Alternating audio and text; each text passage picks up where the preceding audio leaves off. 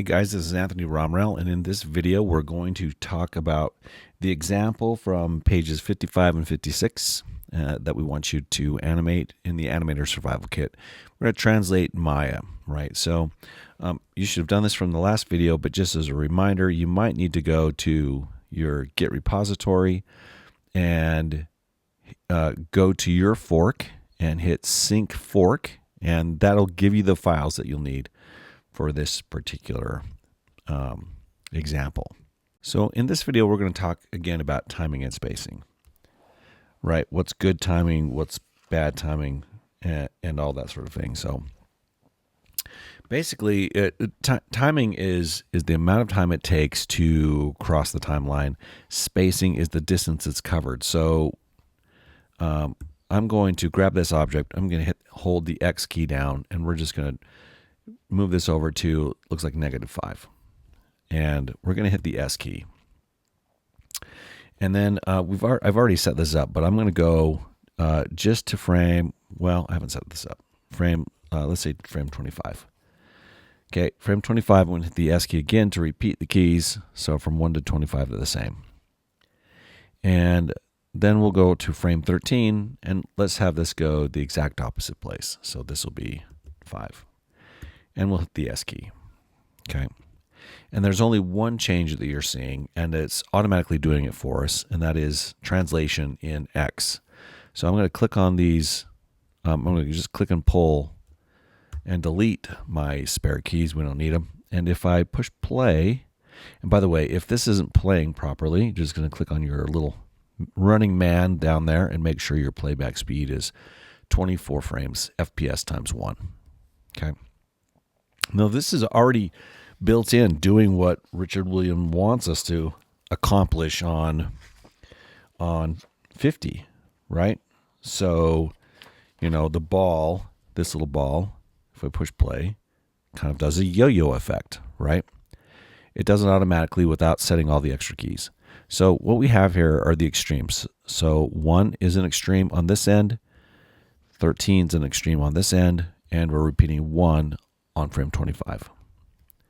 So again, this is the timing. Timing's the distance it's crossed over time versus the physical different distance it's gone in this direction. So, and if we were to change these to hard hits, so let's just take these keys and let's make this a hard hit. So we'll grab these keys, make this a nice straight line.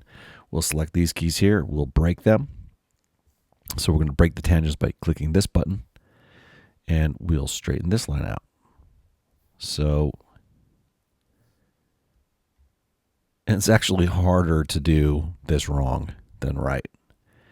So, this is, according to Richard Williams, the wrong way.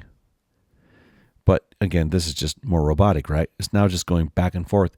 And the reason it's just hitting hard is because it's a straight line, right? There's no curve. There's no change in speed. So this is the in-between. This red line represents that in-between of the motion. And you really want to study, if you want to be an animator, you want to study Williams' book. It's really filled with so much great content. It's really hard for an animator to survive without it. But right? Drum roll.